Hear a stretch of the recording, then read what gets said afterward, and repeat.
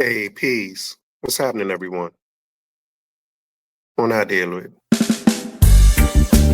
Ooh, yeah. Nah, nah, nah. Suddenly there came a sound from heaven, as of a rushing mighty wind, like the rushing of a mighty wind, like the rushing of a mighty wind. Come and fill our hearts again, like the rushing of a mighty wind, like a river that is overflow, like a river that is overflow. Come and fill our hearts once more, like a river that is overflow. Let it overflow, let it overflow, let it overflow, let it overflow, let it overflow, let it overflow, let it overflow.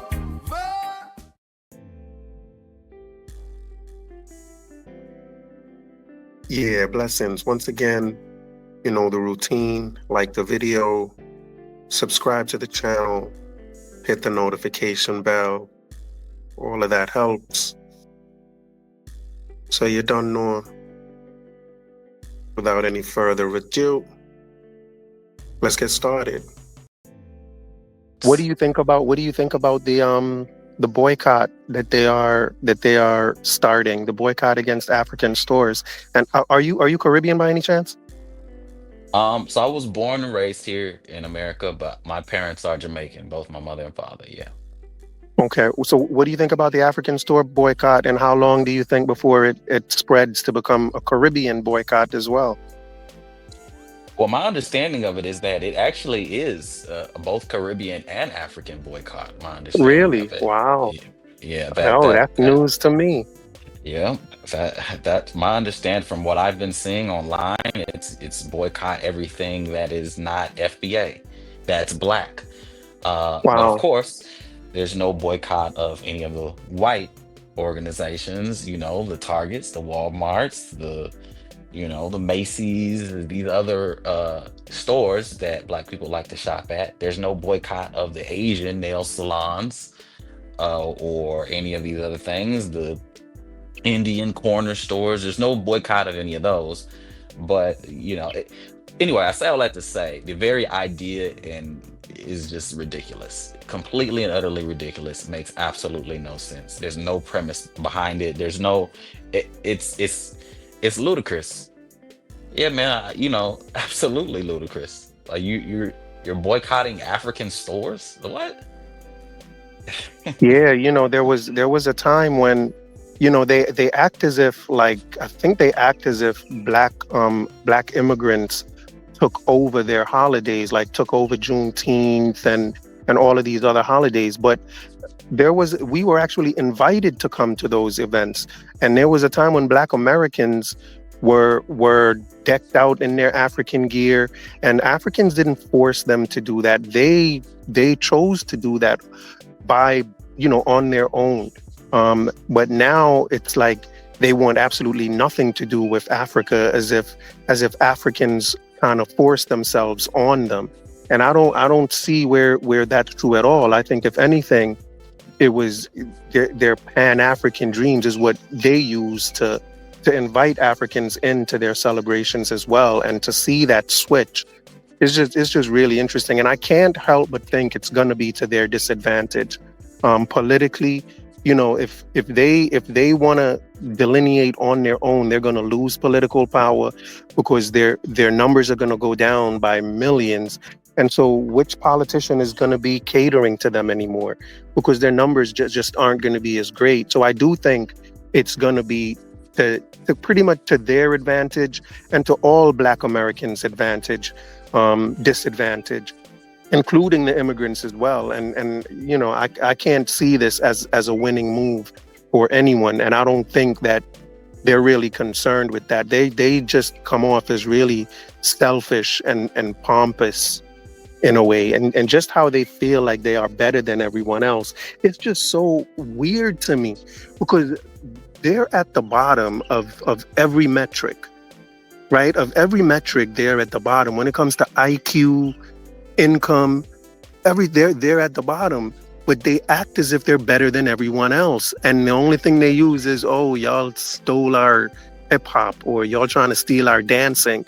And I'm like, if that's all you have to claim is hip hop and dancing, like you might as well just sit down because you're at the bottom of everything else. And why do you think everybody is trying to steal what you have when you don't really have much worth stealing? It's just so interesting to me. It's just weird to me. I don't want to come off as if I'm, you know, doing too much, but they're really starting to get under my my skin with just all the negativity that they've been pushing, and just the anti-immigrant thing. Just they literally want to call ICE on any black immigrant. They don't care whether you're a citizen or not. They want to call ICE on you just to turn your life upside down. And it's so disappointing. It's so disappointing. Yeah, and I think that's why I want to make I definitely want to reemphasize the distinction of between Black Americans and FBA. FBA in no way, shape, form, or fashion is a representation of Black America. They are Tariq Nasheed's fan club of coons, sellouts, and idiots, really, at the end of the day, because all they're really doing is regurgitating Tariq Nasheed's lyrics. That's all they're really doing. I used to be really heavy into the boxing community, and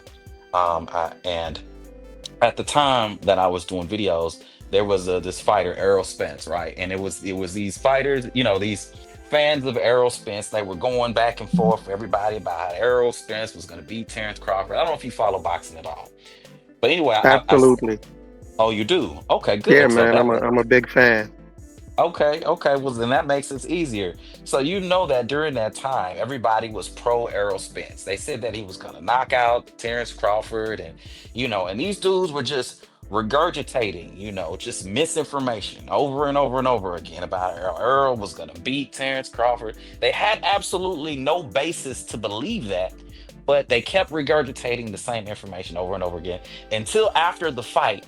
you know their entire tune changed, right? And they kept making excuses. Anyway, I say all that to say is that these people are just fans of a particular person. They don't really have an ideology. They don't really have any knowledge of anything that they're talking about. All they're really doing is parroting what Tariq Nasheed says. Tariq Nasheed himself has knowledge of some of the things that he's talking about, but he's clearly sold out to a white funded organization, and I don't know the name, whatever the funded organization is, in order to make money. And he pretty much sold his name and reputation to these white organizations in order to regurgitate the garbage that he's regurgitating. Is literally what it Yeah, and is. for So it's some just reason, and it's mhm. interesting that for some reason they refuse to claim him. Like they're like, oh, we don't have a leader. Yes, you do. And I'm like, I think it's something in their conscience that they know Tariq Nasheed is a scammer. Like they kind of know intuitively that this man is a scammer, and that is all he's really doing is macking and pimping them. And that's why but they're in denial of that. And so they just say, oh, he's not our leader. But they talk just like he talks. They say they're what he says they are. They admit to being whatever he says they are. They try to stay on his code. And so it's just such a weird scenario where they are they accept something that they're kind of ashamed of in a way, which is Yeah, just so weird. it's very They're weird. such It's a it's weird fa- a weird bunch. it's fanboyism. It's just like we live in the age right now where celebrities for some reason hold a lot of the influence among the youth. So this is just another example of that. Tariq Nasheed is an influencer, and they hang on his every word, and that's all it really is. None of the stuff makes sense. And if you go back to Tariq Nasheed 5, 10 years ago, oh, he was a Pan Africanist. This man was talking about Africa. He was talking about, I mean, complete 180 from what he's He was talking a about now. hotep. Tariq Nasheed Yeah, is a hotep Black American. He thinks we're Egyptians. He thinks he's an ancient Egyptian. Like he's in hotep. And uh, I he mean, was if he, that he wasn't was trying to he was trying to get citizenship in Africa. He was like talking about the right to wow, vote, and I this didn't man know was that. trying to get citizenship there in Africa. Now all of a sudden he's anti-African. Come on, man. This dude Wow. clearly got paid. He clearly got paid. He's clearly an op. He doesn't believe any of the stuff that he's saying. He's just saying whatever he got to say in order to make whatever money that he's making. You know. You, you, Yeah.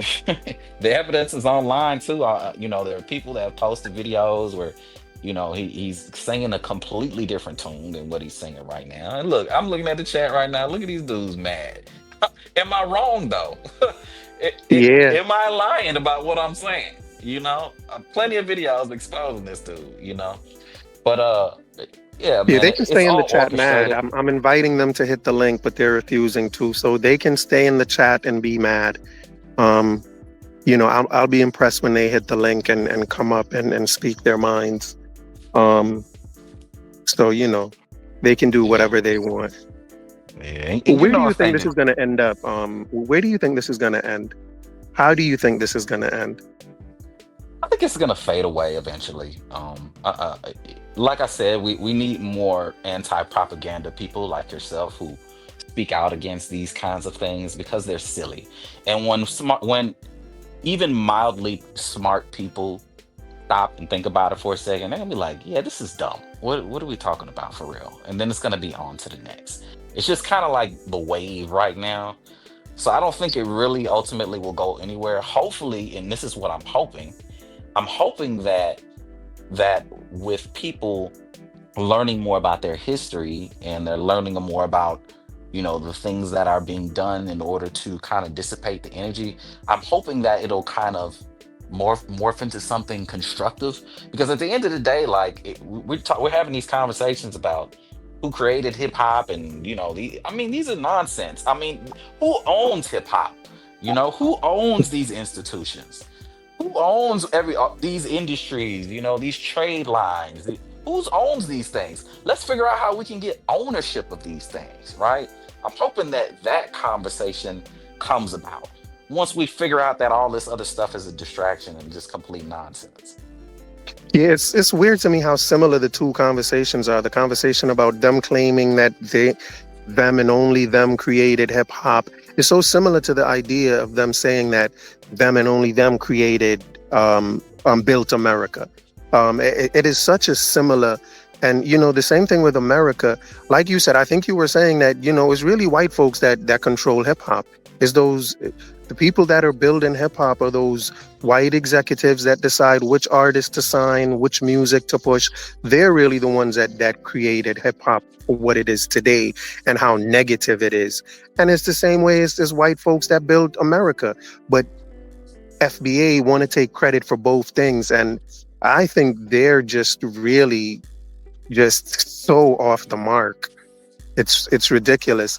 And in terms of where I think it's going to go, part of what I have to concern myself with and the stuff that I worry about is that I don't really want to go too hard on FBA, because I know that if I go too hard on FBA, I'm going to end up insulting a lot of Black Americans. And I don't want to do that.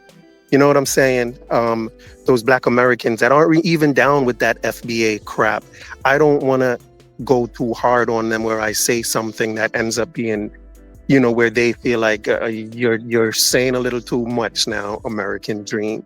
And so that's the one concern that I have. But I'm gonna speak my mind. They have no qualms speaking their mind and saying truth the way they think they see it. So I'm gonna do the same thing to level that playing field, because I do believe that it definitely needs to be leveled.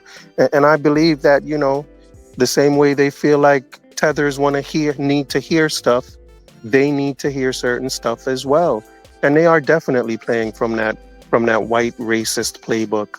And again, I think it's because their culture, this ethnogenesis that they keep speaking about, their ethnogenesis comes from white redneck culture from down south.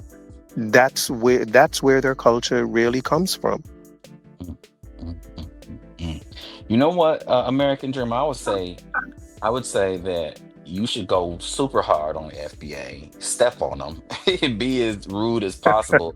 As long as you make the distinction between Black Americans and FBA, I think you'll be just fine.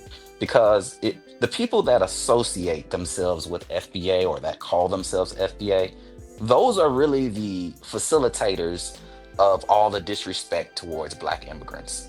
Right? Anybody who calls themselves Black Americans, you don't hear them talking like that or regurgitating this rhetoric. It's specifically FBA, and the reason for that is because FBA is Tariq Nasheed's fan club. Yeah, They regurgitate his lyrics. yeah, and it Like takes a certain character. It takes a certain type of character to be attracted to Tariq Nasheed and anything yeah, he's about. You yeah. kind of have to be. There has to be something lacking in you for you to be attracted to Tariq Nasheed's mission.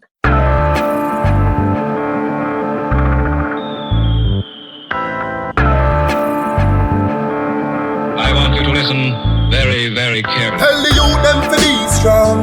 You can't tell the youth them to preach wrongs. While you try it on these lands, just remember every man is equal. Yeah. Each one teach one, and a Father God, him a the only done. So make we reason, smoke trees, span the ends, all the deep meds. Take a look at life, and don't close your eyes. Sometimes things happen, and it's no surprise. And I just, so it go, so it go, so it go, so it go. It's a government, no have no heart, them no care about poor people. Yeah, bigger heads no love people again. Them worse than Hitler them.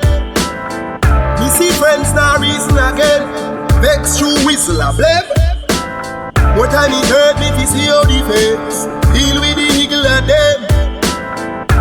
Regular me see it a pain. Regular me see it a pain. Take a look at life and don't close your eyes. Sometimes things happen and it's no surprise. And I just, so it go, so it go, so it go, so it go. It's a government, no have no heart, them no care about poor people. Social commentary. Drop the one, your principle, you don't know. The global will come and do it. Some people life every day, it's stress. The high price from JPS, that topic is currently. Jah alone, him a go help you. We need food, cause we no healthy.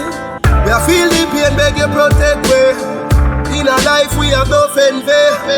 Take a look at life, and don't close your eyes. Sometimes things happen, and it's no surprise. And I just, so it go, so it go, so it go, so it go. It's a government, no have no heart, them no care about poor people.